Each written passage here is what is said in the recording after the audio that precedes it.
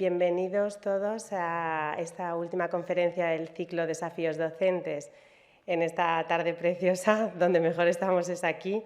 Y además creo que vamos a aprender y a disfrutar muchísimo con el ponente de hoy, Francisco Javier Mateos Maroto. La conferencia lleva por título Sin creatividad no hay paraíso. Y él tiene un extensísimo currículum que no voy a leer porque está en la web, lo tenéis todos y a lo mejor lo vais a leer más despacio y con más atención vosotros mismos. Solamente quería destacar que es director de una empresa, de la empresa Alin, ahora la he perdido, la empresa Alin se llama, Alin Formación. Él se dedica a la ingeniería del conocimiento. Cuando he querido saber qué era esto de la ingeniería del conocimiento, ha sido muy amable, me ha dado muchas explicaciones y por fin he creído entenderlo un poco cuando me ha explicado que entre varios científicos se reúnen para buscar soluciones a aquellas cosas que no la tienen e intentan encontrar una nueva. Es decir, él es experto en creatividad y viene a darnos unas pautas de cómo nosotros podemos ir desarrollando en nuestros distintos ámbitos de la vida, en el ámbito educativo, en el ámbito personal, profesional, etcétera, darnos algunas pistas o más o menos concretas, eso ahora lo vamos a descubrir, para que vayamos creciendo en ese aspecto que es fundamental para nuestro bienestar, para nuestra satisfacción y para nuestra mejora como personas y como profesionales. Simplemente les dejo con él. Gracias.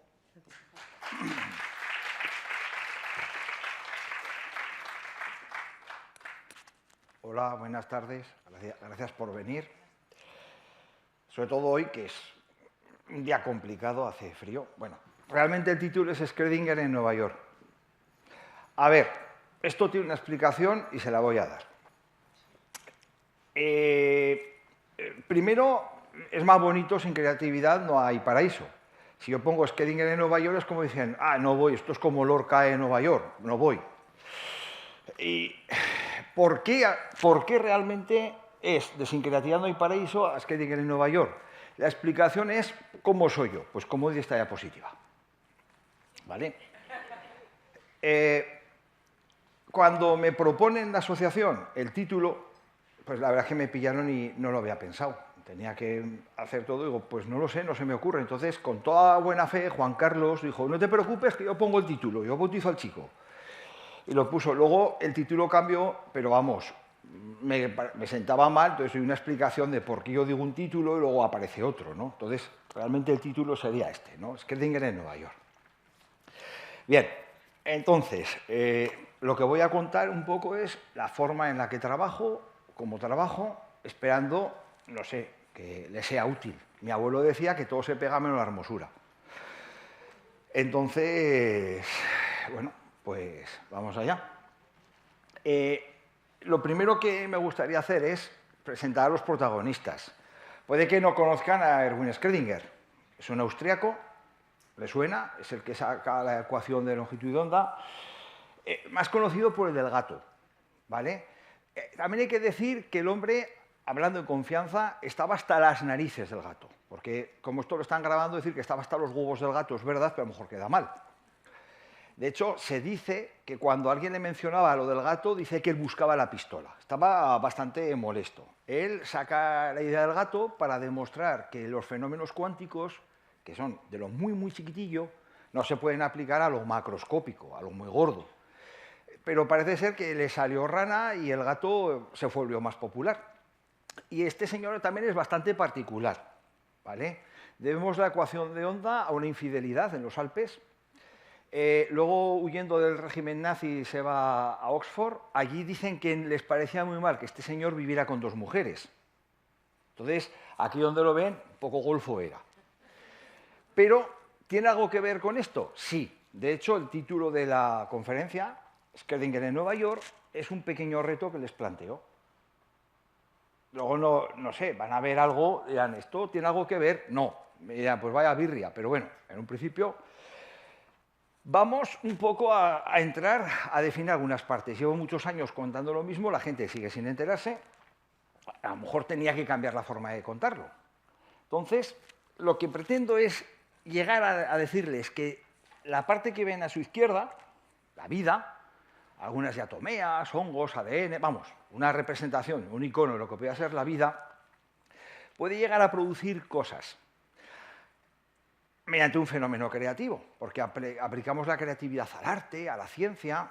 Realmente también hace falta mucha creatividad para asesinar a alguien, para robar un banco. Entonces, los valores morales sobre la capacidad no es tanto. Lo que vengo a decir es que la vida puede acabar generando estas construcciones. Hay un libro de uno de mis filósofos favoritos, Dennett, que se llama De las bacterias a Bach. Entonces, este señor, yo creo que también explica mucho los temas de creatividad, pero yo estoy aquí ahora. Voy a intentar explicarles cómo de este caos o este batiburrillo que es la bioquímica puede acabar apareciendo obras maestras o no tan maestras. Bien, lo primero que necesito es explicarles de qué voy a hablar, porque si no es demasiado abstracto. Voy a hablarles de evolución, he metido a Charles Darwin, y de líneas de metro. ¿Por qué? Porque me parece que es un buen símil, una buena analogía para que entiendan la parte más complicada de mi trabajo o de mi herramienta. Y espero que luego sean capaces de trasladarla al ámbito educativo, porque vayan, pues sí, esto funciona así. Una persona que ya ha aprendido bastante, no ha podido venir, estaba mala, sobre el tema de cómo conectar, pero lo veremos. Lo primero que hay que entrar es una pregunta base.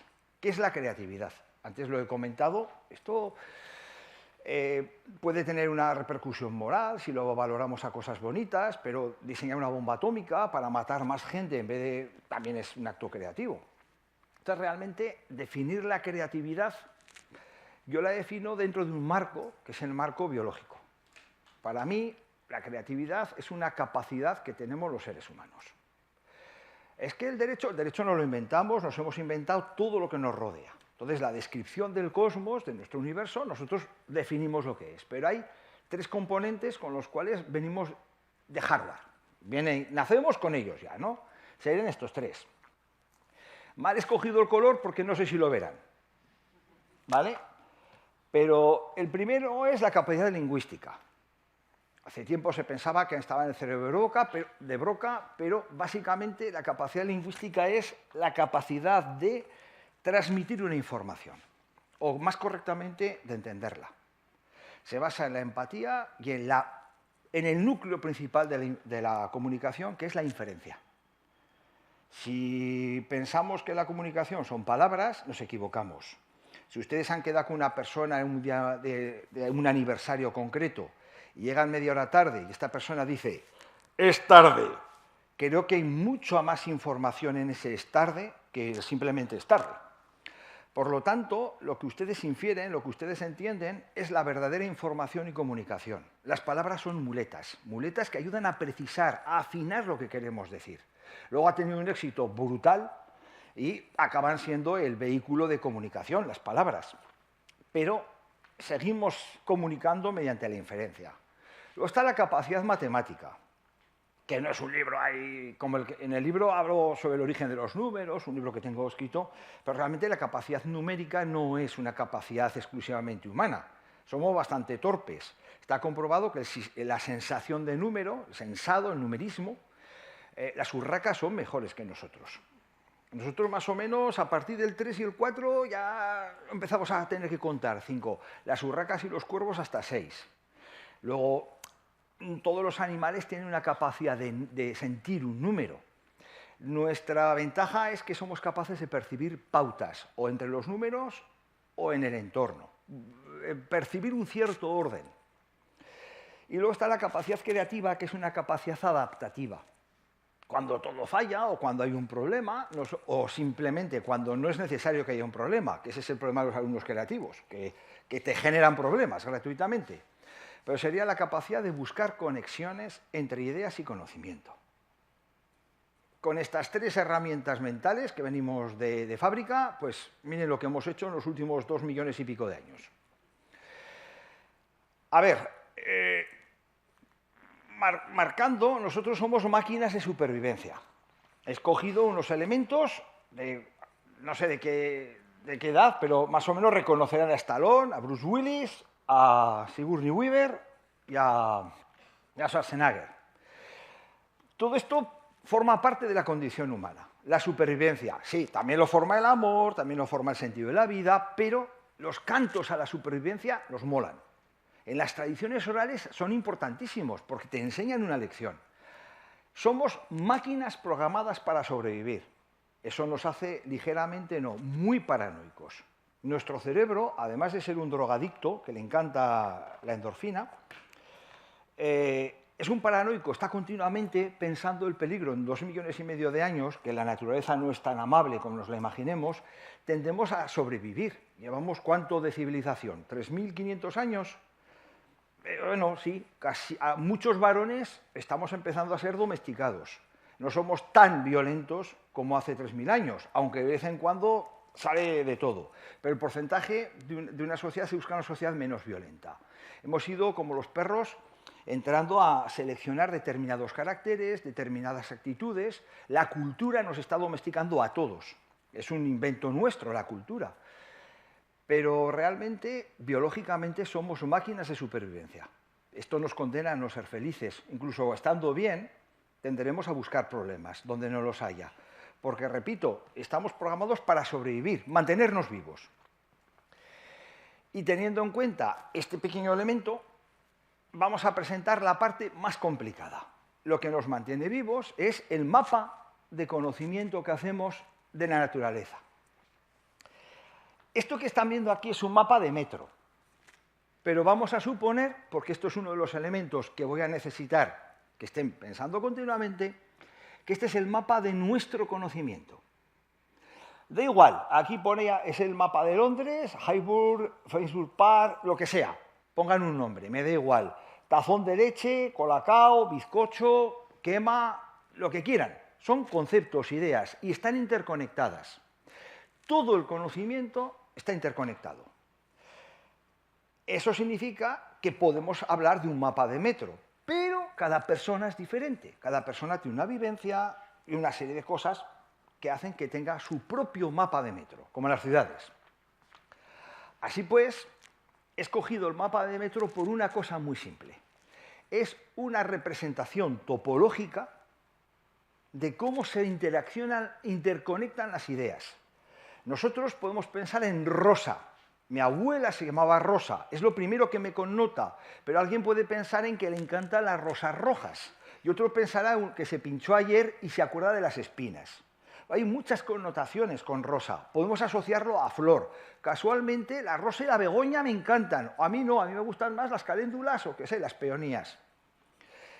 No importa, en este mapa de conocimiento nosotros trazamos nuestras propias conexiones. De hecho, el mapa de conocimiento depende de dos elementos. Nuestra Umwelt, que es un palabra alemán que viene a decir lo siguiente: percibimos el mundo con nuestros sentidos.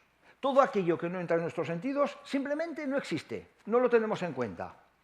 ¿Sienten ustedes acaso aquí las líneas de flujo magnético de la Tierra? A lo mejor alguien sí. Si fuéramos una paloma, posiblemente sentiríamos el norte. Igual que si nos ponemos ligeramente inclinados, sentimos que nos caemos. Pero hasta que no se demuestre que hay una fuerte influencia del campo magnético en nuestro sistema sensorial, pues no podemos hablar de campo. La Umwelt nos limita, es nuestro universo. Está bien imaginar cómo es la Umwelt de una abeja o de un perro. Nosotros somos eminentemente visuales. Los seres humanos basta con que la luz cambie un 10% para que nos demos cuenta de que algo pasa, me noto un poco raro. Imagínense que fueran perros y que todo lo que les llama la atención fuera luz de colores. Los zapatos generarían luz de colores. Vamos, el pis, el culo, sería todo un universo de luz, de olores, pero realmente seríamos capaces de reconocer matices pequeños. Es la Umwelt de un perro o la Umwelt de una abeja en el espectro ultravioleta. ¿Cómo veríamos las flores? Los animales tienen su propia forma de percibir el universo basándose en los sentidos, que es el filtro. Pero nosotros somos capaces de darnos cuenta de ello, por lo tanto, hemos aprendido. Podemos sumar que además de nuestros sentidos está nuestro aprendizaje y experiencia, nuestro conocimiento del mundo. ¿Eso qué significa? que además de lo que sabemos y como nos han enseñado, además de lo que experimentamos y lo que nos pasa, eso es importante, la vivencia que tenemos. Con una profesora me impactó, está aquí, pero no la señalo. Estuvimos en Estocolmo y me acuerdo que conocimos una niña que no conocía una farola. Nosotros nos parecía algo, pero bueno, no tenía la vivencia de una farola. Acababa de llegar de Somalia hacía unas 3 semanas. Entonces, las vivencias que tenemos son importantes. No sé quiénes de ustedes han visto la aurora boreal en vivo. Pueden verlo ahí los montajes, pero cuando la ves dices, bueno, pues no es para tanto, o sí, depende de las vivencias y la subjetividad, que ahora entraremos con ello. Lo que me importa es que no podemos imaginar algo si no tenemos una vivencia, o la transmiten de prestado, en forma de libros, en forma de relatos, en forma de narración. Yo no he matado a ningún dragón, ni tengo que engañar a un demonio, pero en muchos cuentos viene cómo engañar al demonio o cómo matar a un dragón. Luego, a lo mejor, si hay un dragón de verdad no me atrevería a ir, pero al menos habría unas vivencias prestadas, la información. Lo que ocurre es que de vez en cuando, fíjense, nosotros cuando pensamos, razonamos siguiendo líneas coherentes, de A a B, de B a C, de C a D. La vida no es conmutativa, no es lo mismo ponerse el calcetín y el zapato al zapato y luego el calcetín, pero sí que podemos establecer una cierta forma de hacer las cosas que hacemos, aún sin pensar, porque tenemos muchos automatismos. Un ejemplo, hágalo en casa estos días. Casi todo lo que hacemos consume azúcar, si pensamos. Entonces, ¿qué hace el cerebro? Por evolución, el azúcar no es muy abundante, pues economiza y lo automatiza. Un montón de cosas las hacemos a lo largo del día sin pensar. Caminar, e incluso hay un caso aquí en Zaragoza que en la avenida Goya, esquina con la avenida Valencia, había un paso de peatones. Lo quitaron. Tuvieron que vallarlo porque la gente seguía caminando por el mismo paso. Si caminamos, podemos hacer un experimento muy barato y gratis. Simplemente esta noche, la papelera donde echamos los residuos, cámbienla de lugar. Y déjenla ahí. A lo mejor, en un momento dado, cuando hayan olvidado que la han cambiado de lugar, se activará el automatismo. Irán a lo mejor debajo del fregadero y verán que, ¿dónde está? Ah, que la he cambiado. Pero es cuando caerán que hay un automatismo. El entrenamiento consiste en repetir algo hasta que se convierte en un automatismo. Pero lo que yo hablo es de cómo razonamos, porque alguien me diría, oye, esto razonar... A ver, la creatividad, que es la capacidad, como veremos ahora, de conectar estas ideas, es capacidad de conectar, pero es un pensamiento lento. Nos encanta el tío en plan Vicky el vikingo que se rasca la nariz y dice, ¡idea! Y además rápidamente. A ver, pensar rápidamente te hace ser estúpido más rápidamente, pero no te hace encontrar las cosas. Hemos mitificado la creatividad. No, la creatividad es un proceso de reflexión, un proceso lento que buscas conexión y más o menos escapar de una ratonera. Es como un laberinto de conexiones. Cuando razonamos, seguimos estas líneas de metro, como cuando en el mapa de metro de una ciudad que nunca hemos estado, reconoces al turista porque están discutiendo, espera, espera, es por aquí, no, mira, vas por aquí, luego paramos en esta parada y hacemos un enlace. Es algo parecido. Bien, lo que pasa es que de vez en cuando, y nos acercamos a lo que es la creatividad, nos permitimos, y digo permitir, nos autorizamos a dar saltos. No significa que estamos en un lado y hacemos ale hop, sino que de repente queremos ir allí. A veces lo conectamos inmediatamente, porque sí, porque creo que es así, y estamos convencidos de que hay una conexión. ¿Por qué hacemos esto? Aquí empieza el meollo creativo. Por eso es tan difícil que determinados algoritmos o determinadas redes neuronales al día de hoy tengan una enorme capacidad creativa. Les falta subjetividad. La subjetividad, nuestros anhelos, deseos, miedos, nuestras emociones condicionan también aquello que queremos. Si todo fueran datos, hay una anécdota, el primer libro de epistemología que tuve, de un hombre, debía ser, no sé, aquí están mirando obras, ¿no? Debía ser en el siglo XIX, debía ser los jubilados, ¿no? La moda, pudientes, que se había dedicado a tomar nota puntualmente de todos los datos del día, todo lo que pasaba, presión, temperatura, había dejado unos volúmenes de datos y se lo dio a la Royal Society, se lo dio por si valía para algo. Vale una mierda, porque no sirve de nada recoger mucha información si no la sabes orientar. Es como este anuncio de Pirelli o de Michelin, que se veía al Carl Lewis, el corredor de 100 lisos con tacones rojos. Mucha potencia sin control. Muchos datos sin una idea que los guíe, sin una subjetividad que nos diga hacia dónde queremos ir, no surge. No, son datos. Digamos que en todo descubrimiento, en toda idea científica, no solamente se trata en conectar los datos, sino en tener esa intuición, esa parte subjetiva de hacia dónde queremos llegar. La apuesta, he dicho antes que era una apuesta, es suponer que el camino al que queremos llegar es posible. Claro, uno diría, hombre, quiero ir a la Luna. Sí, puedo describir cómo alcanzar la Luna. A lo mejor lleva mucho coste de recursos y muchas coincidencias. Y cosas que no son tan posibles, al menos con lo que tenemos ahora. Pero de alguna forma nuestra apuesta es suponer que el conocimiento puede estar conectado. Si está conectado, bien, hemos alcanzado un camino y tenemos algo que se llama coherencia. Esto aplicado a un ser vivo que está, o a nosotros mismos hace unos millones de años, que está en la naturaleza, es la diferencia entre estar vivo o estar muerto. Viene el oso, ¿qué hago? ¿Cruzo el río o me subo al árbol? ¿Qué decidirían ustedes? Esa es la diferencia entre estar vivo o muerto. O esta valla, ¿me la como o no me la como? A ver, a lo mejor es un mal ejemplo porque me muera o no es útil. Porque si no me muero, me he comido. Y si me muero, a otro le será útil. Eso ya no lo como. Pero se funciona en grupo. Pero a donde quiero llegar es cuando tienes que tomar una decisión que tenga varios caminos. Haces una apuesta, me voy, seguro que el oso no puede cruzar el río cubre esto. Te ha pillado el oso. A lo mejor subirte al árbol.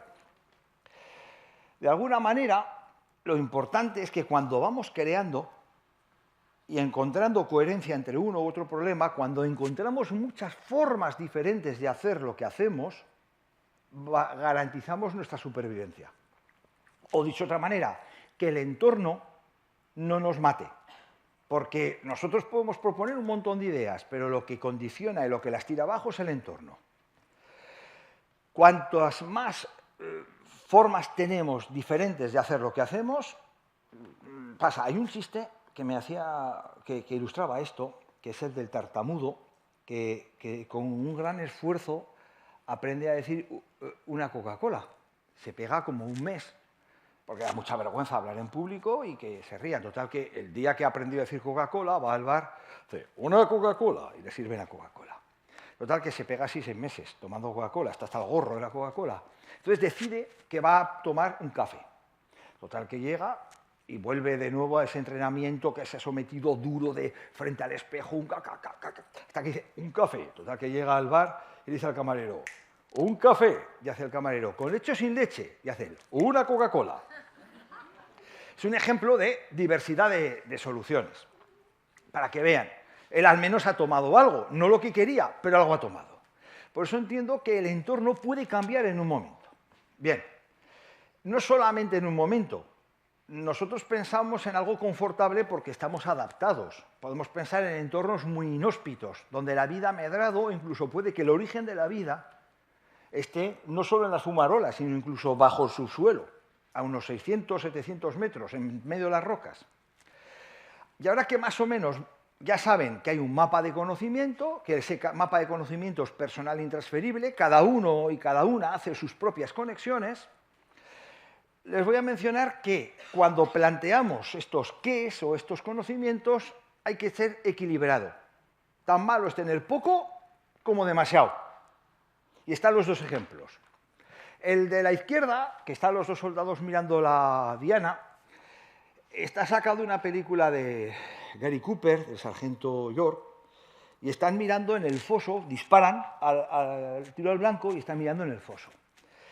Normalmente es una situación en la cual estás bajo el foso y te están disparando a las dianas y lo bajas. Entonces, yo aquí cojo una anécdota de mi padre.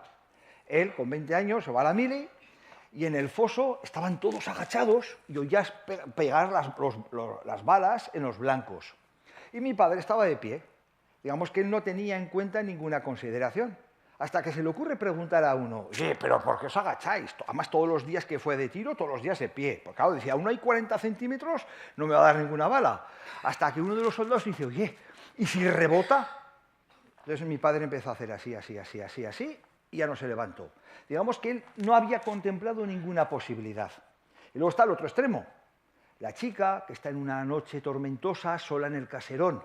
De repente nota que algo araña las ventanas y ulula. Y dice, Dios mío, ¿es la tormenta? ¿O es un secuestrador? ¿No, ¿puede ser el fantasma de la antigua propietaria? ¿O puede ser un niño perdido? ¿O vienen a robar? Hay un montón de preguntas que nos pueden bloquear. Normalmente, les he dicho que la subjetividad, algo que va un poco respondiendo a nuestros anhelos, ilusiones, miedos y deseos, es ese salto que puede marcar o hacia dónde queremos ir o la forma en la cual queremos conectar algo. Y dicho esto, la forma que tenemos de conectar algo consiste en establecer relaciones entre dos descripciones. Como somos mayores, y no creo que haya ningún invidente, creo que lo ven. Ustedes tienen aquí 3 imágenes y van a hacer una conexión entre una y otra, hasta la 4ª imagen. Se trata de buscar lo que tienen en común. Cuando digo, y esto es un principio fundamental en mi trabajo, cuando digo que 2 cosas tienen algo en común, no digo que sean lo mismo. Digo que aquello que tienen en común puede ser útil para algo. Hagamos este ejercicio. La primera imagen de Schrödinger, ¿qué tiene en común con Harold Lloyd? Lo primero que ven. Bien, era fácil, ¿eh? Está preparado para que sea fácil. ¿Y Harold Lloyd con el señor Barragán? Cada uno ve, pero fíjense, uno dice el sombrero, y uno por ahí, un humorista. O las gafas redondas. Todos, los 3 tienen en común las gafas redondas, pero podemos saltar de una imagen a otra. Es un poco como saltar de piedra en piedra, jugar a la rayuela. Es un poco parecido a esto. Después parece una chorrada, pero es que es así de sencillo. Lo que pasa es que con conceptos más complejos. Bien, ahora, para que vean un poco, vamos a dar el salto. En mi trabajo funcionamos con 2 preguntas fundamentales. ¿Qué y cómo? El qué es la verdadera creatividad. El niño que plantea una pregunta, la persona que se plantea un desafío. El cómo es encontrar soluciones. Pensamos que ser creativo o creativa es ser capaz de encontrar soluciones. No siempre. Es saber hacer preguntas adecuadas. O tocar las narices con la pregunta hasta que alguien dice, venga, te ayudo. Pero realmente es este ejercicio de los 2. Es verdad que muchas veces te encuentras a un señor mayor que dice, mira, ¿sabes qué sería bueno para volverse rico? Encontrar algo que midiera el peso del camión sin que haga la báscula. A ver si lo descubres. Él tiene un qué y el cómo. La buena noticia, todas nacemos con la capacidad de plantear qué es. Va en la subjetividad. Hasta un niño de 3 años. Y no haré como Groucho Marx diciendo que me entregan un niño de 3 años, porque uno de los premios que conseguí es el premio Tecnalia. Y yo lo que hacía era plantear a los niños de 3 años preguntas locas. Y luego un equipo científico respondía cómo. Así salía la falta de televisión, por ejemplo, o un zapato que limpiaba la calle cuando andabas, o aplicaciones, porque luego íbamos haciendo, como verán, variaciones. Pero no importa la pregunta. En Andorra, Teruel, recuerdo que había una niña muy maja, ahí toda de rosa, que dijo, ¡ay, una hormiga que da besos! Claro, la profesora me miraba diciendo, mira, toda de Hello Kitty, toda muy puesta. Claro, al principio dices, bueno, sí, pero es que no hay idea no hay una mala idea, hay que cambiarla de entorno. Además, la niña, vale, era muy hortera, pero ¿qué culpa tiene la niña que la madre sea gilipollas a la vista de Hello Kitty? Realmente, una hormiga que da besos, hay que darle vueltas a ese cómo. Una hormiga puede ser un robot, y un beso te hace sentir bien. ¿O por qué no puede ser un parche que te hace sentir bien? ¿No hay parches antitabaco o parches, por qué no un parche para gente con depresión bipolar? Que de alguna manera tiene el bajón y le suministra un elemento. Además, es bastante estigmatizante tener depresión bipolar y puede ser. Por lo tanto, la hormiga que da besos, que es un qué, en el cómo adecuado, con el conocimiento y la información adecuada, puede ser una buena idea. No hay malas ideas. Todo depende de cómo le demos vueltas al cómo. Así pues, tenemos este salto. Verde con París. A ver, primero, podemos hacer la cosa rápidamente. ¿Cómo conectarían ustedes verde con París? Es el ejercicio para que entiendan de qué estoy hablando. Luego lo hacemos con conceptos más complejos, no aquí. En mi trabajo trabajamos, por ejemplo, con resistencia electrónica de tal proteína. ¿Cómo podría ser útil con tal mineral? Por ejemplo. Pero estamos haciendo una versión sencilla. Verde con París. Los campos elíseos. La creatividad está muy bien. Se nos enseña a optimizar. Evitamos tiempo y recursos.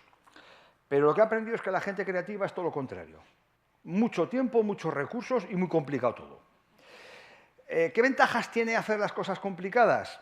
En este caso, generamos un camino más largo con más potencial de conexiones. Si lo hacemos en 2 pasos, habremos optimizado, pero perderemos una variedad enorme de conexiones. A veces, hacer algo un poquito más largo permite conectarlo. Empezamos con la primera idea. ¿Están de acuerdo que la hierba es verde? Verde. Verde, la hierba es verde. Algo más, ya hemos pasado. De verde a hierba. Ya hemos dado un pasico. Aunque estoy dirigiéndoles adrede, podrían ustedes seguir. Lo que decía ahí Estéfano. A ver, la hierba es verde. ¿Quién come hierba? Las vacas, muy bien. Y si seguimos, las vacas, ¿qué nos dan? ¿Y qué más? Carne, ¿y qué más? Y cuero. Cuero. ¿Y con el cuero qué se hacen? Balones y botas de fútbol, sí. Y hablando de fútbol, hoy está jugando ¿quién? El Real Zaragoza. Qué pena damos. Y ahora, a los nostálgicos, ¿el Zaragoza ha ganado algo alguna vez? Sí, la Recopa. ¿En dónde? Acaban de hacer una conexión muy guiada entre Verde y París. Yo les he dirigido, ya sabía el cauce. Pero hay cauces que salen intuitivamente, incluso lo he probado. Ahora van a ver ustedes un ejercicio que son 6 objetos, 6 cosas. ¿Vale? He hecho la prueba con mucha gente diferente. Exactamente con un montón de gente de 4 personas. Y hay una idea que se repite, basada en la vivencia de cada persona. Pero a mí lo que me interesa es ver también cómo lo clasifican. Aceptamos los problemas tal y como se nos plantean. Porque muchas veces, por pereza... Entonces, me interesa que lo revuelvan. Porque ustedes pueden pensar, como una de las respuestas que me han dado, es que son categoría cocina, categoría óptica, categoría astronomía o fenómeno físico. Y ahí no se mueven. Esto también evidencia un tipo de pensamiento muy cuadriculado. ¿Vale? Lo que necesito es que se salgan, que lo mezclen. ¿Se acuerdan del ejercicio del señor Barragán, Harold Lloyd y Schrödinger? Que conecten como una permitiría otra y que se diviertan. A ver quién lo hace más complicado. Vamos con los 6 objetos. Aquí los tienen.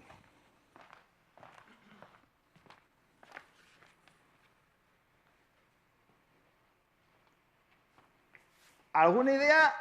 A ver, el Nobel no se lo dan al que lo descubre, sino al primero que abre la boca. Así que si alguno tiene una idea, dígala. Además, la ciencia se hace en grupo. Aquí ya dan una idea. Premio a las 15 Coca-Cola. Una lente expuesta al sol da fuego. Ella ha hecho una conexión. Más, se puede conectar, enriquecer, hacer ramas. Además, ese eureka personal da placer al cerebro. Eso también me lo han dicho, sí. No, que hace bien, ¿no? Esa idea me la dijeron, gafas para protegerse del sol. ¿Y el agua para hidratarte del sol? Por ejemplo, no hay agua. Usted ha pensado en algo asociado al vaso. Se acaba de salir de la caja. Está bien, el vaso contiene agua y apaga el fuego, me dijeron. Más. El señor Barragán llevaba gafas. Diga. Necesito energía para tener todos los objetos. Bueno, es una forma de... Sol energía, fuego energía.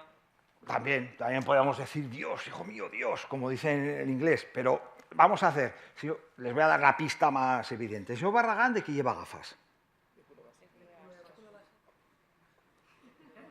¿Ustedes no han tenido algún problema de, cago en la leche, voy a aumentar y con un culo de vaso poniendo el papel han logrado un pequeño aumento? ¿No podría ser un trozo del vaso, no se limiten a todo el vaso en conjunto, cojan un trocico del mismo o multiplíquenlo, usen muchos diferentes? Yo no he prohibido que usen muchos vasos, tenedores o gafas. Un tenedor retorcido, bueno, un tenedor puede valer para peinarse, con 2 tenedores puedes hacer una manivela, puedes meter una partitura, pero un tenedor retorcido con un culo de vaso tienes una lupa, con 2 una gafa.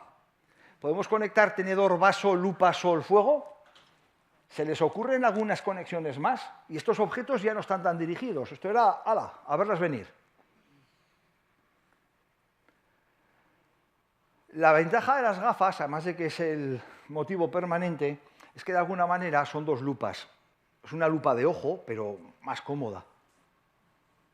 Pero, ¿qué hace falta para obtener el vidrio necesario para fabricar la lupa, las gafas o el vaso? El calor, en este caso el fuego. El mango de la lupa. ¿Están aceptando también el problema como se lo estoy planteando? Me ha gustado mucho cuando alguien ha dicho que el vaso para apagar, ahí no aparece el agua, el vaso puede contener líquidos. Y dice, bueno, si hubiera un líquido, eso es muy importante, ese sí condicional, apagaría el vaso. Normalmente aceptamos el problema como nos lo plantean y hay que darle la vuelta. Yo les voy a plantear una operación muy sencilla en base 10, de la que contamos todos los días. 2 más 3, 5, bien, hombre, por Dios, no me duden de eso. En esa dirección, 2 más 3, 5, lo aceptan. Pero pensemos al revés. Ahora les voy a hacer la misma pregunta en sentido contrario. 5 es igual a 1 más 4. 10 dividido entre 2. Infinitas operaciones, pero están aceptando el campo matemático que les he planteado. 5 son los dedos de mi mano. Eso es salirse de la caja también. Emplear elementos que no aparecen aquí y conectarlos, traerlos de afuera de este ejemplo, también es positivo. Y de alguna manera así funcionan las cosas. Hemos creado un pequeño mapa de metro de 6 estaciones, con muchas subestaciones en medio, porque el culo del vaso puede ser de plástico, pero aquí lo he supuesto de vidrio. Pero yo lo he conectado porque a lo mejor no uso toda la lupa, uso solo un trozo de la lupa. Cada vez que podemos subdividir una idea o una descripción de la idea, ustedes se imaginan, creo que había una corriente francesa que hablaba de describir las cosas que funcionan todos los días. Para describir un bolígrafo empleaban un libro entero, porque si tienen que explicarle a alguien que en su vida ha visto un bolígrafo, ¿ustedes saben la de páginas que van a llenar? Pues en cualquier momento de esa descripción pueden conectarlo con otra idea, y la descripción es muy larga. Imagínense una lupa, describir una lupa. El mango, propiedades del mango, circunferencia, propiedades del cristal. Bien, pero volvamos a donde hemos partido. El entorno es muy importante. Lo que nos interesa, ahora que ya saben conectar, o al menos se hacen una idea, para entender qué es lo que hago, lo que me interesa es generar diversidad. Muchas formas diferentes. ¿Cómo lo puedo hacer? Porque si atiendo a cómo hago las cosas, puedo luego repetirlo en otro contexto. Bien, volvamos a la evolución. Cada ser vivo, desde un humilde... Bueno, los virus son semivivos. Desde una humilde arquea hasta un enorme hongo de kilómetros y kilómetros, pasando por una ballena o nosotros, somos una solución en un entorno concreto. Ese respeto a esa solución, si está vivo, merece la pena. Pero el entorno cambia continuamente.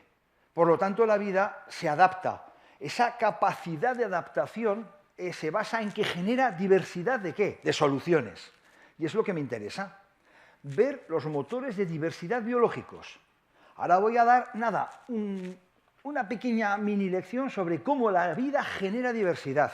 Pero luego espero poder conectarlo a elementos mucho más mundanos que aplicamos a la hora de crear, aunque la vida realmente está creando. Bien, el primero es la mutación. Si han visto la película X-Men, la de superhéroes, no la otra, dicen, la mutación es el motor de la evolución. Falso. La mutación no es el motor de la evolución, simplemente es una forma que se ha encontrado de que cuando describe nuestro ADN una proteína, genere variedad. Pero una mutación realmente es un error de copia. Podemos hablar de mutaciones aleatorias, porque se equivoca la enzima, ruido. Una mutación aleatoria, mucho más ruido. Pero una mutación es altamente improbable. De hecho, aunque se produzcan, la probabilidad de que un mutante sobreviva es bajísima. Es tan baja, y somos tan negados para los números que lo voy a explicar con un chiste. Además, hoy toca, que hoy es 20 de diciembre. Un día como hoy, iba a decir estafeta de lotería, ¿cómo se llama? En una administración de lotería aparece un hombre de última hora y le dice al hombre, oiga, por favor, ¿tiene el 49? El lotero se queda parado y dice, el 49 es un número muy bajo, es que quiero el 49. Mira y dice, ¿tengo el 13? No, el 49. Pues es que lo estoy buscando y no me lo dan. El lotero se apiada de él, mira dónde está, una administración perdida Palencia, o Teruel, que es lo mismo. Dice, oiga, ¿cuánto quiere? ¿Un décimo? Y dice, no, todo el número. Vale. Y le vende todo el número, 49. Al día siguiente, sorteo de la lotería. ¿Saben a quién le toca el gordo? Al 49. El lotero, ¡oh! ¿Qué ha pasado? Lo he vendido. Total, que el hombre está perplejo. La nueva bruja de oro. Ahí le hace una entrevista a televisión. Usted ha vendido en exclusiva al gordo, un misterioso hombre. Pasa un mes, pasan 2 meses y un día aparca un coche y aparece este hombre. Dice, hombre, usted es el que ganó, me pidió el 49. Y dice, sí, no me lo vendía nadie, pero usted me lo vendía, así que vengo a agradecérselo. Le voy a pagar la reforma de la tienda, hombre, que me sobra el dinero. Y hace, pues se lo agradezco, pero me gustaría que me dijera también cómo sabía que iba a tocar el 49. Y dice, lo soñé, lo soñó. Dice, sí, estaba yo en el paro, con deudas. Entonces, ese día yo soñé con mi padre muerto que me dijo, hijo mío, ¿quieres hacerte rico? Apuéstalo todo a este número. Y escribió en la pizarra, 7 por 6, 7 por 6, 49. Eso es la probabilidad de que sobreviva un mutante. Un mutante se puede decir que es un error afortunado. Por lo tanto, hay que entender que una solución que funciona, lo más probable es que si la toqueteamos se estropee. De hecho, a mis hijos les enseño un algoritmo. Antes de cruzar, mira a ambos lados y asegúrate que no vengan coches. Porque si me refugio al semáforo verde, algún desaprensivo puede cruzar con el coche a toda velocidad en verde. Pero es una regla bastante buena. Mira a ambos dos lados antes de cruzar la calle. Es un protocolo, una receta. La vida sigue recetas y a veces se equivoca. Bueno, se ha equivocado. Lo malo es que los cánceres tienen la mala costumbre de no ajustarse a la norma de morirse, de apoptosis, y se van expandiendo. Estamos en ello. Pero básicamente los errores están ahí, impregnan todo. Y de hecho muchas veces nos estropean todo. Hay un consuelo para sobrellevar los errores, que hacen la vida un poco más entretenida. Y es una forma filosófica de llevarlo. Bien, hemos hablado de la mutación. Altera el ADN y genera diversidad. Otro motor importante, el sexo. El sexo entendido como recombinación, como mezcla. Pero una recombinación muy arriesgada. Tenemos una estrategia que funciona. Y no digo, oye, la voy a combinar contigo. La mía es mejor. No, la naturaleza no hace esa apuesta. Normalmente lo que haces es copiarla. Copiarla es lo que hacen las bacterias y algunas lagartijas. Partenogénesis, hembras al poder, se clonan. Cuando hay un macho, entonces aprovechan para diversificar, que es lo que es el sexo, generar diversidad de información. La vida, y todos nosotros somos hijos de un padre y una madre, lo que hace es apostar por el 50% de la información. Y de hecho, incluso hasta puede que esté mezclada y tengamos un 40-60 o un 50-50 de nuestros abuelos. Pero el sexo es recombinatoria. Y de hecho, casi todas las criaturas que vemos están sexuadas. Es un enorme avance el sexo. ¿Por qué? Porque un espacio de diseño se ha comprobado que permite trayectorias mucho más rápidas. Se programa con algoritmos genéticos que lo que hacen es, tengo 2 algoritmos, 2 protocolos, 2 secuencias que describen cómo resolver un problema. Pues cojo la mitad y los combino. A ver cuántos resuelven el problema. Y se producen. Pero no caigamos en un error terrible. La vida no está prediseñada, por mucho diseño inteligente. La vida es una solución aquí y ahora. Tiene hijos y esta solución se va optimizando con el tiempo. Ya lo dice Darwin aquí. Entonces tenemos la mutación, el sexo, y ahora vamos con una palabra muy rara, exaptación. De hecho, es tan rara, que yo se lo digo de antemano, que es reutilización, que voy a poner la definición. Así que es de lo poco de texto largo que voy a meter.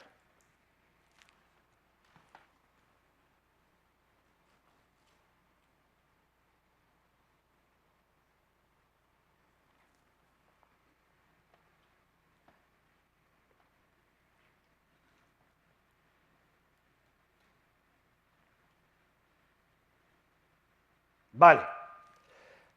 Un objeto que diseñamos todos los días es un lápiz o un tenedor. Usar el lápiz con un propósito diferente, o el tenedor, para diferente al cual se ha diseñado, es una exaptación. Cuando les he dicho que usen el tenedor para peinarse, rascarse la espalda, el propósito del diseño. ¿Cuántos usan el lápiz de manera diferente y no para sacarse mocos? Por ejemplo, pues para ponerse en el pelo, que tenga pelo, yo no, o algún elemento. También, es una forma de enrollar. Es una reutilización en otro contexto. Además, la ventaja que tiene la exaptación es que tengo mi adaptación que la uso para otra cosa, pero no pierdo ese uso. Un ejemplo de libro básico de exaptación lo van a ver ahora. El ala de los insectos. Le preguntas a un niño o una niña, que son bastante coherentes y obvios, te dicen, el ala sirve para volar. Y sí, tienen razón. El ala del insecto es para volar, pero cumple una función mucho más antigua. Volar es una exaptación, es un uso secundario que han dado a otra cosa. El ala servía y sirve para refrigerar el organismo. Y no, claro, lo agitan y se refrescan. No, simplemente lo exponen.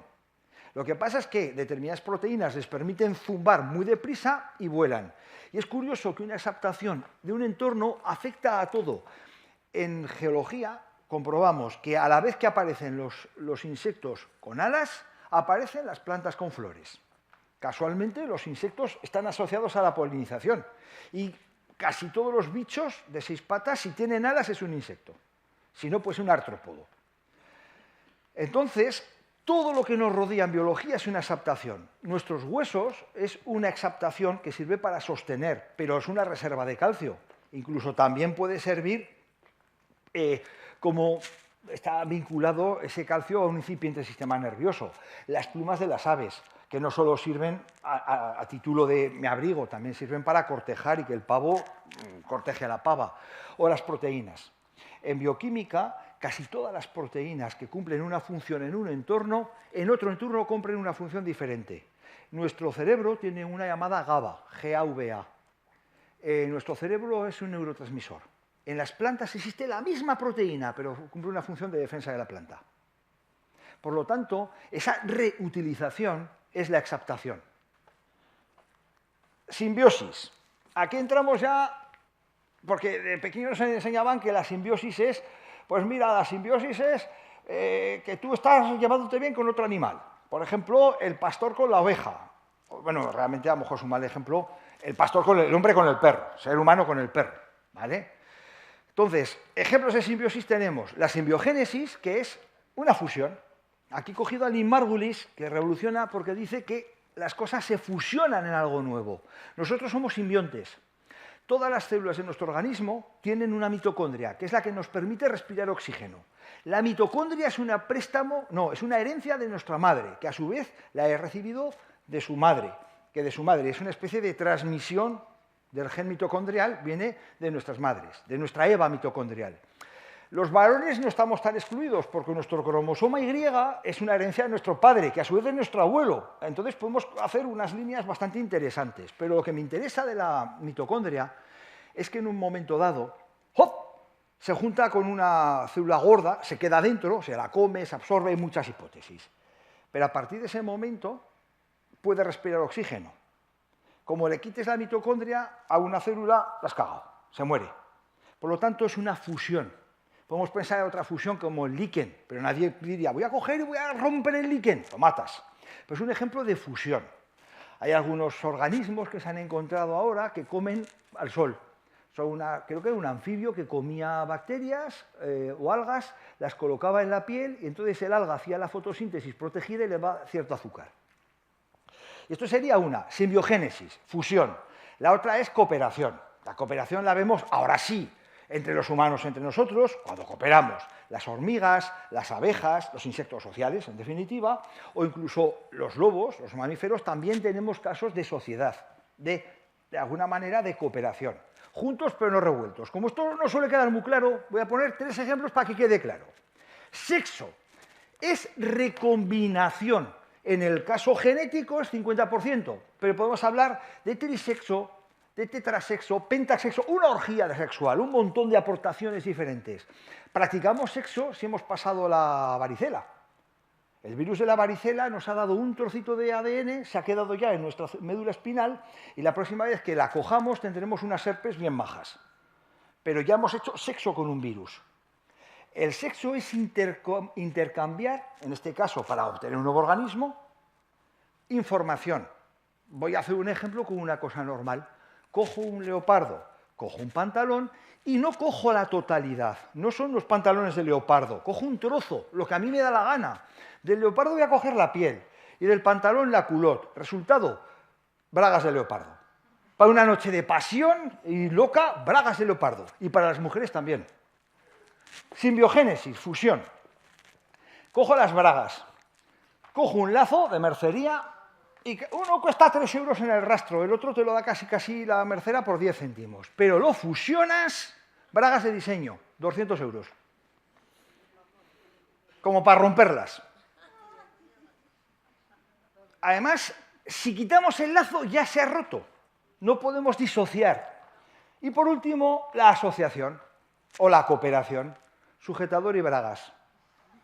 Oye, que llevo camisa muy transparente, pues un sujetador, no es una antigua. Pero no deja de ser una prenda o no dejamos de romper la prenda por combinarla con otro elemento. Este ejemplo tan de todos los días nos da 3 ejemplos de sexo, simbiogénesis y cooperación. Red. La red es evidente. Cada vez que hablamos de un ecosistema, fulano se conecta con tal, estamos conectados en red. Vemos un poco la transmisión de información en las redes. A pesar de que se abuse mucho, todo sistema donde esta información se interconecta en función de un punto en común es una red. Así que no me detendré mucho porque llegamos a la emergencia, que no es lo que pasa cuando tienes que ir al baño. Emergencia hablo de emerger, de surgir, de algo que surge. Esta conducta la vemos en la conducta de los hormigueros. Los hormigueros, no las hormigas, no la casa, sino todo el conjunto de hormigas, si hay un problema, resuelven el problema hablando entre ellas y son capaces de sortearlo. No solo los hormigueros lo hacen, también nuestro sistema inmunológico. Tardamos 3 días, pero reacciona. Todo elemento que ante una información del sistema genere una conducta que lo supera y que no eres consciente siendo parte del sistema, es una conducta emergente. Nosotros como sociedad a veces sería bueno contemplar cómo funciona esta especie de leviatán que es nuestra sociedad, porque se comporta de una manera y lo vemos. Podemos ser cortos de miras o ver que la sociedad tiene unas conductas que emergen, que surgen, unas pautas que empiezan a aparecer. El ejemplo, para que lo entiendan, es, se hizo en Madrid, se puso a unos artistas que solo podían ver lo que hacían los de su alrededor. Ellos pintaban un motivo a la vez en base a lo que veían los de su alrededor. Los espectadores veían el cuadro de 100% artistas. Iba apareciendo algo. Si este cuadro de 100% artistas hubiera aparecido esto, hablaríamos de que habría emergido una forma. No apareció esto. Pero esto es un ejemplo intencionado de una conducta emergente. ¿Distingue la Gioconda? Pues si esto hubiera salido espontáneamente, además de quedarnos todos acojonados, sería algo emergente, emergería de esta actividad. A veces hay un problema y emerge una solución de la interacción simultánea de muchos elementos. ¿En qué se diferencia la emergencia de otras cosas? Que funciona en horizontal. No hay una estructura vertical de mando. Se nos puede romantizar la reina de las hormigas, pero realmente es la madre y luego la hermana y luego la madre de todas las hormigas. Solo se dedica a poner huevos. El hormiguero en conjunto resuelve problemas. Así pues, acaban de conocer las estrategias, hasta donde yo sé, que la vida emplea para diversificar, pero nos va a sorprender.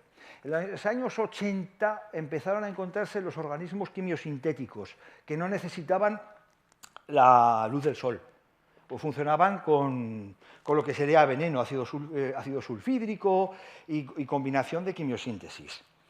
Se han encontrado organismos termófilos, acidófilos, se han encontrado halófilos, de sal, que les gusta el entorno alcalino, como la lejía, o ácido, que les gusta el entorno frío, en la Antártida.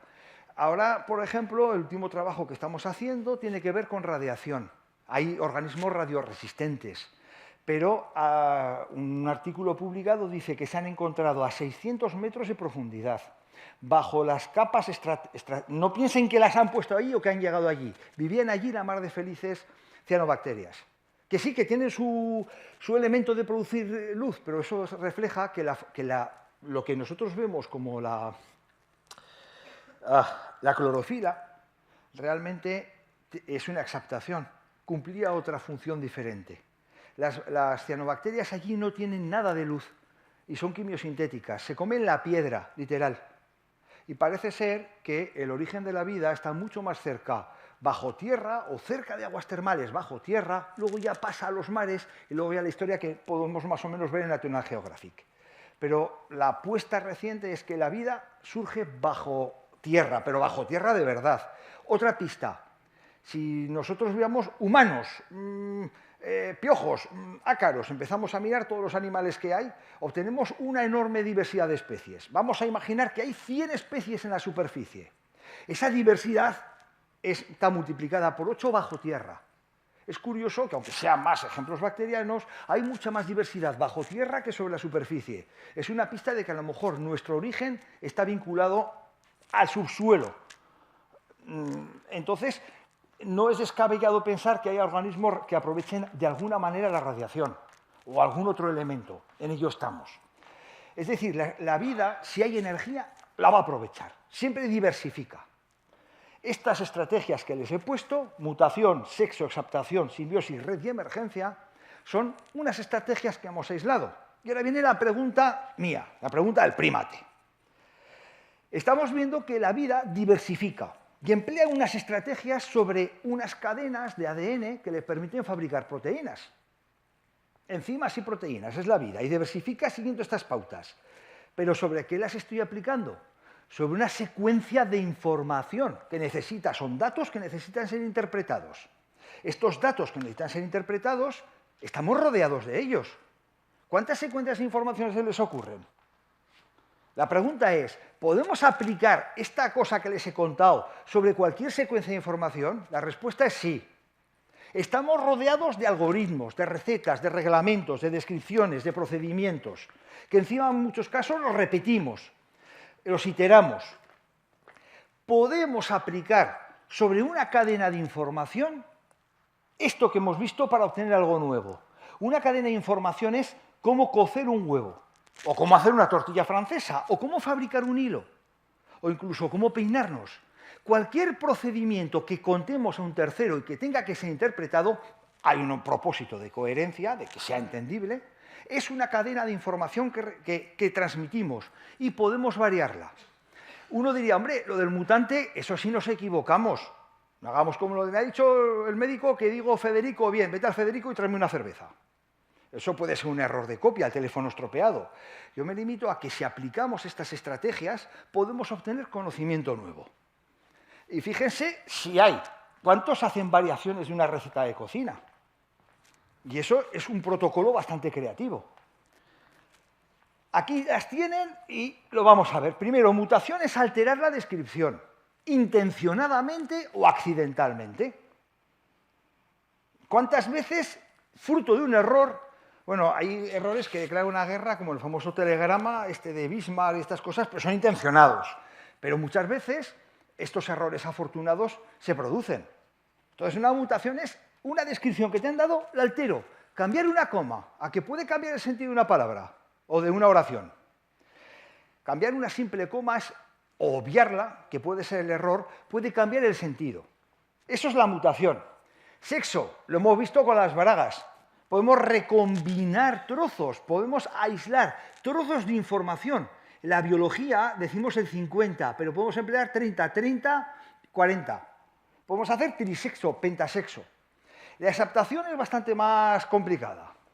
Consiste en integrar, ir integrando reutilizaciones.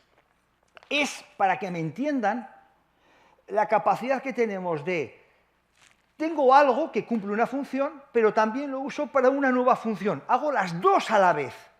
La navaja suiza es disyuntiva. O la usas para, por ejemplo, cortar, o para, por ejemplo, abrir una lata, o la usas como corta uñas. Pero les desaconsejo que la usen conjuntivamente. No intenten abrir con la misma navaja suiza una lata mientras se cortan la uña. Acabarán en urgencias y sin dedo. Entonces, la exaptación lo que hace es vincular, asociar una papelera que conforme está digiriendo los residuos, además aprovecha la energía, hace otra cosa con la que recibe. Asociar muchas funciones en un elemento es generar exaptaciones. Muchos proyectos educativos que son transversales, que están ramificados, son una forma de pensar exaptativa. Curiosamente, el pensamiento sistémico o sistemático, más bien, enfocado y jerarquizado, se asocia más a ciencia, y se atribuye un pensamiento humanista a un pensamiento más transversal, cuando yo creo que es ambos. No conozco una ciencia más interdisciplinar que la arqueología. Anda que no hay, desde palinólogos, pista, los que estudian el polen antiguo, hasta la gente que cuenta los anillos de los árboles, pasando por especialistas en radiofrecuencia o en rayos cósmicos, o historiadores o lingüistas. La simbiosis y la simbiogénesis creo que es fusionar algo en un nuevo concepto. Acabo de inventar un plato nuevo, melón con jamón. Es una cooperación. Si quieres, déjate el melón y cómete el jamón. A mí me gusta el jamón, hay que cortarlo muy fino, muy fino. A mí córtamelo mal, ¿vale? Pero bien, y luego está fusionar dos descripciones en una misma. Cuando digo descripciones, cuando alguien simplemente equivoca una receta de cocina, empieza haciendo una cosa, hace otra y le sale un plato genial. La red es el hecho de conectar una cosa con otra por algo que tienen en común. Una incipiente red la han estado haciendo cuando han hecho el ejercicio de 6 elementos. Y por último, la emergencia es integrar varias descripciones a ver qué pasa. Nuestra creatividad es emergente. De hecho, la emergencia se podría decir como sabemos cómo empieza, pero no tenemos ni puñetera idea cómo va a acabar. O el ejemplo perfecto de la emergencia también puede ser heurística, ¿no? Está el hombre de Cico pintando en Tarazona, está hasta las narices del cura que todos los días va a preguntar. Dice, ¿qué está pintando? Dice, pues no lo sé, padre, si sale con barba, San Antón, si no, la Purísima Concepción, que es para mí el arquetipo de la heurística. Esto sería un poco, no sé lo que va a salir, pero yo pruebo. Y ahora que ya sabemos que esto permite generar nuevo conocimiento, podemos aplicar esto a soluciones. Y aquí viene la parte más abstracta y que voy a volver al mapa de metro. Por eso está esa secuencia. Cuando nosotros establecemos lo que tienen en común dos cosas, establecemos una analogía. Vemos una bicicleta, vemos las gafas redondas y vemos las dos ruedas. Vemos que hay algo en común, establecemos una analogía. La analogía es fundamental para crear, para conectar. De hecho, la base de la creatividad es la analogía. Problema número 1, número 2. Primero, ¿cómo imaginamos las cosas? Aquí ya, vamos, barra libre, cada uno como quiera. El problema es que, por lo general, transmitimos la información como nos la han enseñado. Y ya no me refiero a informaciones que puedan tener un claro sentido político. ¿Cuántos catalanes durante los años que he vivido en Barcelona me estaban diciendo que verdaderamente las barras de Aragón es Wilfredo el Belloso con la sangre? Y dices, no, hombre, tío, que esto te lo han contado. O por aquí, por tocar nuestra tierra, el concepto de Baturro, que no tiene nada que ver, un concepto inventado. Zaragoza era bastante más libertaria de lo que nos imaginamos, sino de que va a producirse un 5 de marzo. Entonces, nos han transmitido, estamos condicionados por la historia que nos han contado, incluso a la hora de imaginar el universo. Hice un ejercicio con profesores de física sobre cómo se imaginaban un átomo. Los más clásicos dibujaban una pelotica pequeña, otros dibujaban una onda, Uno decía, nada, es que no sabemos dónde está. Y uno, me acuerdo, con todo un folio lo dibujó chiquitico, chiquitico, y dijo, es que es muy pequeño el electrón. Pero cada uno lo dibujaba como se lo imaginaba. Todo el follón este de la dualidad onda-corpúsculo es como imaginamos cómo es la materia, cuando a lo mejor es inimaginable a ese nivel. Pero estamos enseñando al alumnado elementos que son como paradigmas de cómo deberán de imaginarse las cosas en el futuro. Y a veces o son muy limitadicos o somos nosotros los limitados y transmitimos. Esa imagen es fundamental enriquecerla. De ahí lo bueno que tiene que ver mundo. Entonces ya sabemos que es importante la forma que escogemos. La otra es muy base. Hay que ser muy leído. Cuanta más información tengamos, cuanto más cosas veamos, más combinatoria podremos hacer. Pero hay un problema. Cuanto más sabemos de algo, también sabemos cómo no se deben de juntar las cosas. Por Dios, Pablito, no mezcles pólvora con fuego. ¿Por qué no? O el pobre que inventó la pólvora, que mezcló carbón azul, a ponerlo a fuego a ver qué pasa. ¿No? El problema está en que estas reglas de conexión son o no permitidas. Es la frase esta que dice, y lo descubrieron porque no sabían que no se podía hacer.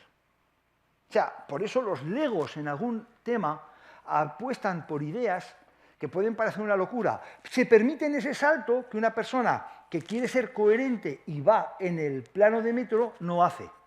Por eso es importante la creatividad, el salto subjetivo, el no tener miedo a proponer qué pasaría así. Algo que aterra en cualquier elemento que ha de ser medido, ponderado. Pero es curioso que unas actividades que más asociados a medir, ponderar y ser precisos, como es la ciencia, es la que exige más elementos creativos. Curioso. Por lo tanto, tenemos prejuicios o pautas acerca de cómo se deben de combinar las cosas.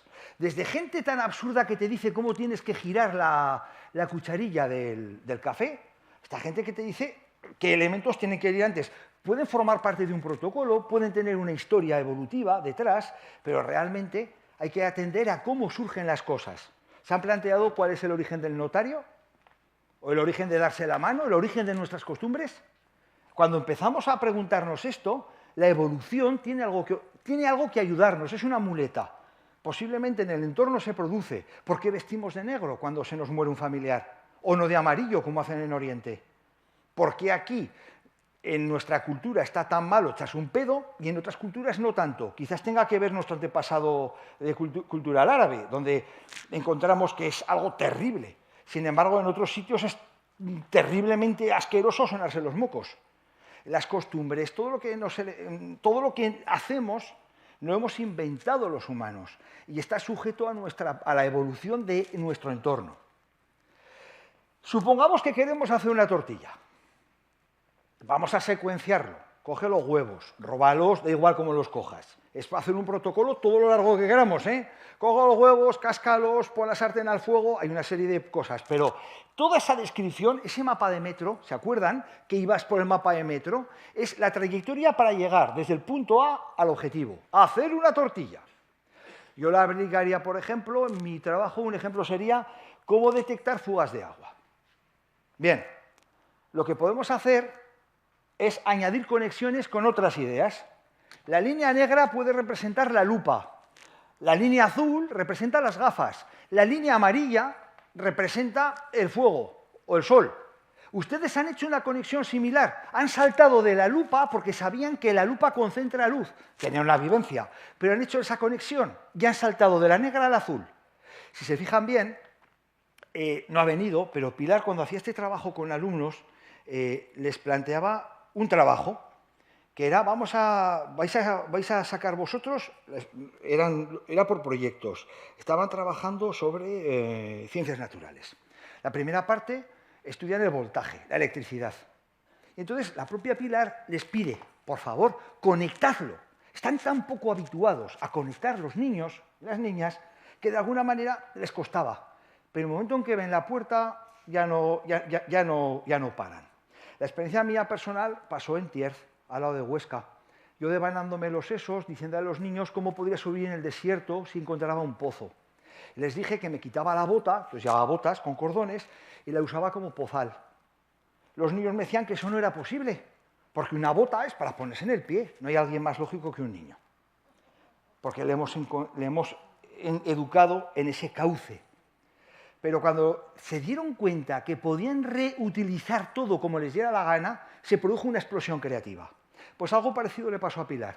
Con sus alumnos de cuarto de primaria, en cuanto vieron que podían y que debían conectar lo visto con cualquier cosa, al día siguiente dicen, estudiando bacterias, ¿sabes que hay unas bacterias que producen un moco que es un cable eléctrico? Pilar, ¿qué? Ellos mismos habían buscado conexiones.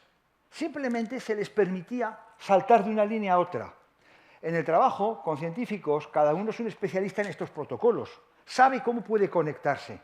Y el resultado es que cuando tú tienes esto, tienes un camino nuevo. Empiezas en el negro y acabas en el amarillo. Empezamos a hacer una tortilla y acabamos haciendo un pastel.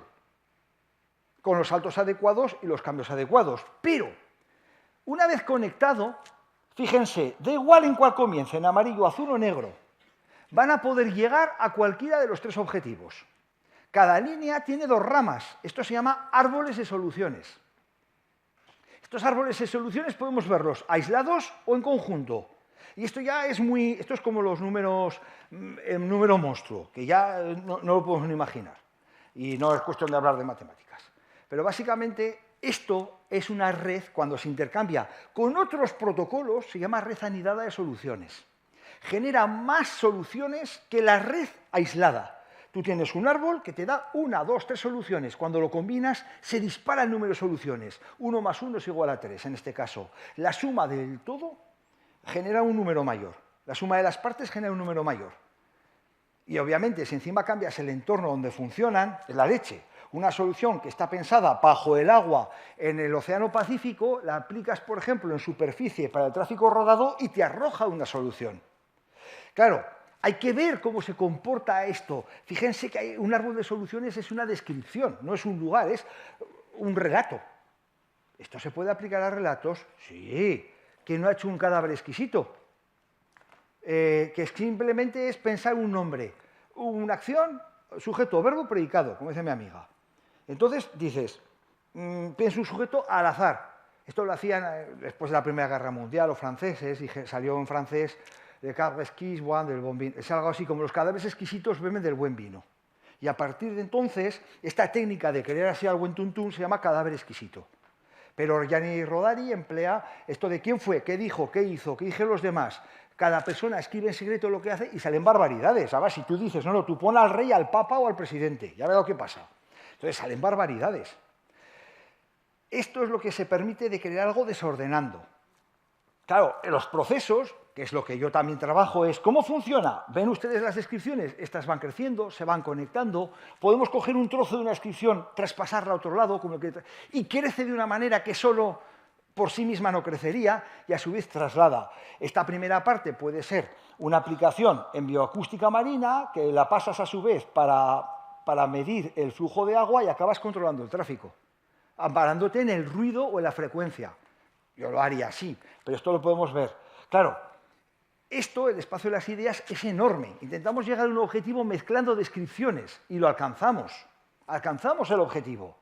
El objetivo es el cuadrado rojo. Nosotros hemos mezclado, pero esto es una visión sesgada. ¿Cómo tenemos que imaginar este enorme, gigantesco y apabullante monstruo de conexiones? Así. De alguna manera, lo que me interesa es el MO de arriba. Se usa en computación no convencional, emplean el MO para calcular soluciones. El MO se dispersa y encuentra un camino. Parece ser que cuando un proceso creativo, si tuvieras que verlo desde el punto de vista de las descripciones, es un proceso exploratorio. Vas creando supuestos, vas por aquí no. Eres un MO, no un MO. Digamos que si tuvieras que describir todas las ideas que tienes, podrías dibujar un MO. Y esto sería un poco la forma en la que trabajo.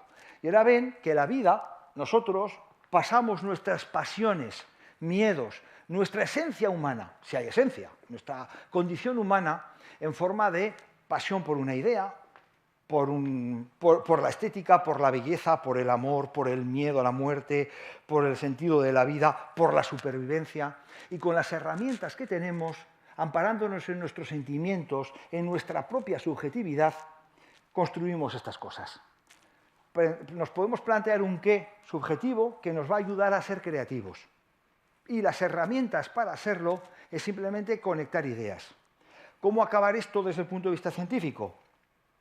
Mi trabajo en ciencia me lleva a campos frontera del conocimiento. Las ideas pueden estar equivocadas. De hecho, puedo estar manejando ideas completamente erróneas. A mí no me juzgan por hacer una idea errónea. Ya sé que estoy en un campo donde me puedo equivocar. El mayor pecado que puedo cometer es ser incoherente. La ciencia, la que se construye de base, ha de ser coherente en la construcción. Normalmente el Deus ex machina, que es otra historia que se emplea en literatura, se podría aplicar como algo que cuelga en el aire.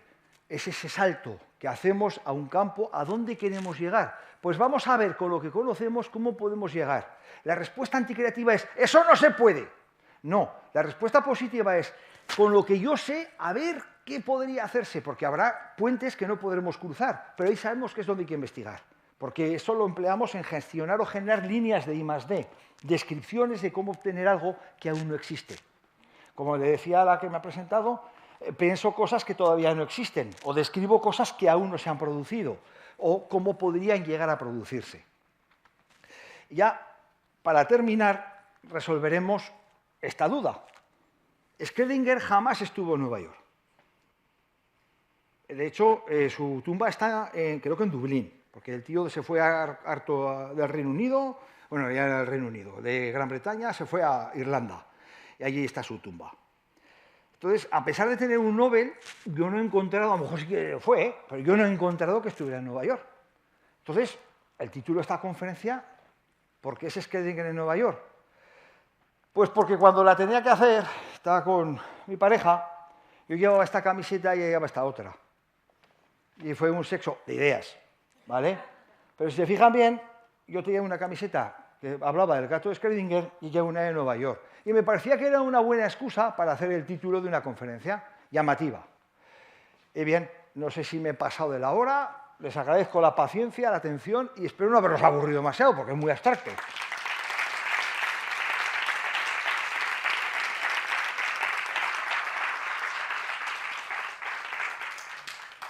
Luego, no sé si hay ruegos y preguntas, la gente, no, que me voy ya. Sí que les diré que todo lo que se puede aplicar en un proceso artístico descriptivo, ergo literatura, esto es aplicable. Pueden generar nuevas líneas de argumentación, nuevas historias cambiando. Pueden emplear un personaje. Fulano iba andando por el bosque cuando se encontró a la bella durmiente. Entonces apareció, y meten Alien, y luego meten... Entonces pueden producir un batiburrillo. Lo importante no es que sea real, es que sea coherente. Y a veces la coherencia la da que nos reímos. Esto sería cuestión de otra conferencia sobre el origen evolutivo de la risa. Pero no es el caso. Lo que me interesa a mí es que todo aquello que es un protocolo puede ser alterado con unas reglas que han visto. Y el protocolo, algoritmo, es instrucciones para hacer algo. ¿Cuántos protocolos emplean ustedes en el trabajo? Y más en educación. ¿Cuántos protocolos pueden ser variados, combinados con otros protocolos? ¿Por qué no trabajar, por ejemplo, historia con otra disciplina? ¿Hay puntos en común? Sí, los hay. De hecho, llevo 31 años trabajando con Juan Carlos sobre cómo mezclar contenidos de manera transversal. Y yo creo que los trabajos por proyectos, odiados por unos, aceptados por otros, me parecen que es un enfoque muy interesante. Sí, a veces hay que tener ese cauce, pero me parece que es una idea muy buena para aprender a saltar. ¿Pensamiento arborescente? Sí. Tampoco hay que caer en los excesos del bravo soldado Zweig. No sé si lo conocen, pero lo recomiendo. Es un hombre que en la Primera Guerra Mundial quiere irse al ejército austriaco y le dicen, se presenta voluntario, pero dicen que no puede porque es subnormal. Entonces, no lo aceptan por idiota, pero es el único que quiere ir voluntario al ejército a la guerra. Hay una lectura muy ácida de las aventuras del bravo soldado Zweig, pero cuando habla va conectando. Es arborescente y no lleva a ningún lado. Llena por llenar. Pero si somos capaces de esa capacidad orientarla, con ese salto, somos capaces de describir cosas muy interesantes. Desde conectar con otro área, y es lo que yo proponía en los grupos de innovación educativa, un especialista de historia, un especialista de infantil, un especialista de matemáticas, y ver qué podían tejer o qué dinámicas se podían crear o ejercicios para obtener ejercicios que de alguna manera sirvieran en el propio temario, que también es un protocolo. Piensen que todos los protocolos que manejamos son susceptibles de cambiarse. A veces están optimizados para salvar la vida, entonces es bueno cambiarlos como una especulación a ver qué pasa, o en el ámbito literario. ¿Alguna pregunta o...? Sí, vale. Sí, hola. Yo tenía dos preguntas. Una Si es... son fáciles... Bueno, una no tanto. Vaya. La de que ha dicho al principio que la gente creativa es... ¿qué dijo? ¿Complicada por eso? Bueno, sí, pues lo puedes repetir. Y la otra, que no entiendo lo de la necesaria coherencia, porque, por ejemplo, el brainstorming es soltar ideas aunque parezcan incoherentes. Yo eso no lo entiendo, lo de la coherencia. La coherencia significa que a la hora de comentar una información necesita ser entendida. Si tú ahora me dices, no entiendo lo de la coherencia, te dijera, dado, manzana... Y sigo otra cosa, dirías, este hombre está mal de la cabeza. Te acabo de contestar de manera incoherente. No se trata de generar cosas que tengan obligatoriamente. La brainstorming lo que hace es forzar conexiones. Hay una palabra llamada serendipia. Se aplica al que descubre la penicilina. Pero realmente la serendipia es lo que acabáis de ver. Es una forma forzada de hacer serendipia. No sé si he respondido a la segunda pregunta. A la hora de buscar la conexión. Porque si tú dices pelo es conductor, es un semiconductor, puedo usar un pelo o un cabello humano en un momento de emergencia, luego se quemará como conductor. Ya os he dado una idea muy buena para hacer un bromazo en casa, aunque ahora con los... Pero se quemará. Pero nuestro cabello es semiconductor o conductor. Lleva quitina. Un momento, la quitina es semiconductora. Podríamos hacer que los insectos fueran conductores. ¿Podríamos usar algún tipo de cableado con restos de cucaracha o de mosca? No, necesitamos determinado tipo de quitina, luego ya te irán precisando. Pero estos saltos que estoy haciendo tienen coherencia. No es, entonces podemos usar la quitina para que no seamos calvos. Pero, ¿de dónde surge esa idea? No sé, es eso. No, podemos decir, ¿podemos usar la quitina para dejar de ser calvos? Veremos si hay una conexión. Pero esa búsqueda es la coherente, aunque eso no sea así. Hacemos supuestos. Y luego, ¿que la gente creativa es un problema? Sí. Cuando llevamos un aula nos gusta cumplir unos protocolos que nos marcan, muy severos, no podemos perder tiempo, tenemos que ir con un tiempo adecuado, marcamos un paso, como para que venga Javier y pregunte en la clase de biología, oiga, los volcanes ácidos que dijo el otro día Mateos, al pasillo. Esto a mí me ha pasado. Y cuando lo planteé con el equipo de profesores que hizo en su día las aulas de desarrollo, dicen, es que pensamos a veces que es porque... Pero esto se dieron cuenta que ahí había algo. Pensaban que era por llamar la atención. Hombre, puede que sí, la creatividad también es genio, y el genio exige reconocimiento. Pero completamente aparte de la inquietud, la persona creativa a lo mejor es poco oportuna a la hora de plantear las preguntas. Pero son preguntas incómodas, sobre todo cuando tú estás hablando de cocina y alguien dice, oye, una pregunta ahora, y te cambia el tema. Porque para esa persona el tema es importante. Una persona creativa, tú estás enseñando que hay que consumir poca agua, que hay que hacer las cosas en 2 pasos mejor que en 10. Él te lo va a hacer en 10. Y además, mira, lo he hecho en 10. Y encima encontrará en ese camino más posibilidades que no habías contemplado al reducirlas. Te vas a París con esa persona creativa y te pierdes por el metro, en vez de ir directamente a la Torre Eiffel. Pero casualmente, gracias a que te has perdido en ese metro de posibilidades, has visto muchas más cosas de París, porque has aumentado el número de conexiones. ¿Cuándo es realmente necesario ser creativo? Coño, cuando todo falla. Porque si no, ya tenemos un protocolo que optimiza tiempo y energía. Pero cuando ese protocolo falla, lo que nos interesa es la capacidad de encontrar una solución. Si la única puerta de salida se ha roto, aceptaremos cualquier idea, aunque sea romper el tabique a cabezazos. Por lo tanto, la capacidad creativa es la de encontrar una solución no óptima. Por eso la gente creativa es de todo menos óptima. Y molesta, e interrumpen.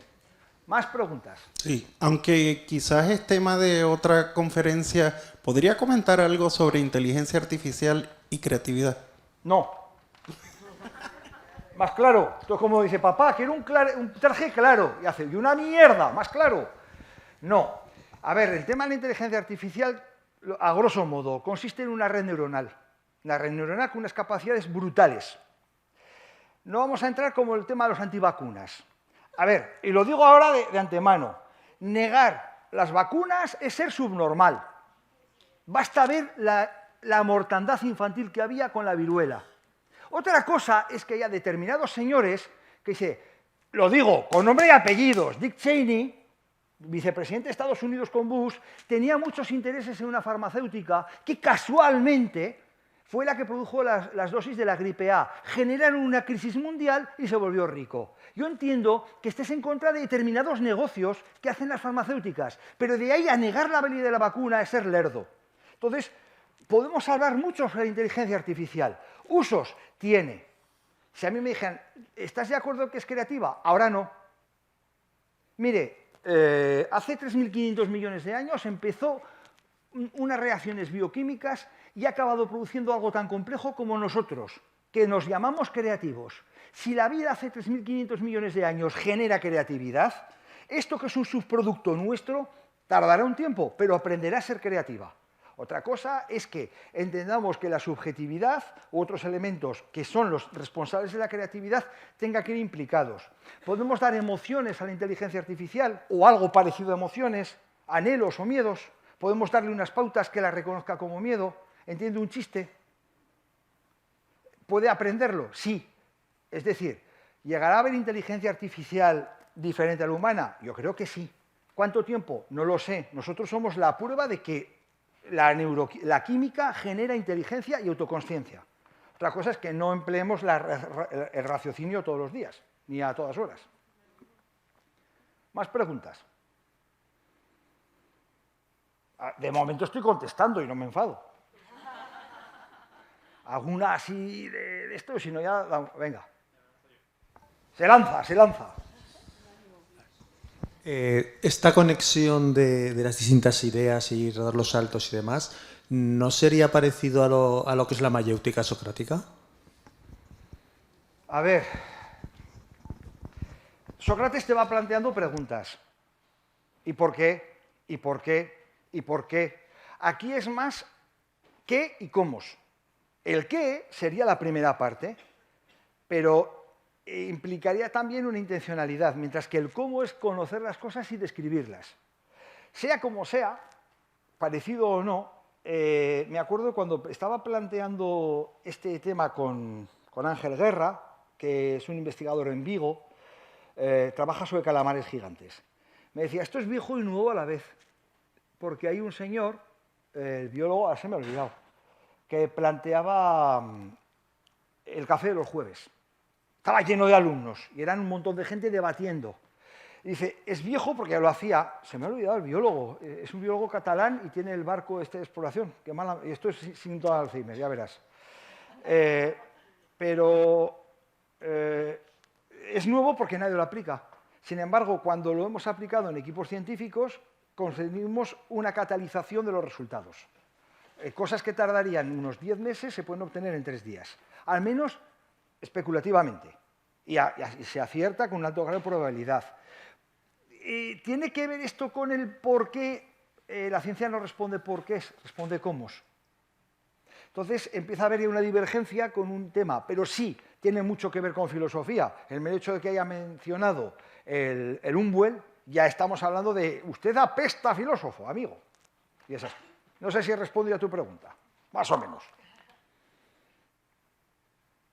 ¿Alguna más complicada? Pues nada, gracias por haber venido y esas cosas. Juntos construimos un mundo con más oportunidades para las personas, para conseguir una sociedad más inclusiva y sostenible. Fundación Ibercaja. Juntos hacemos más.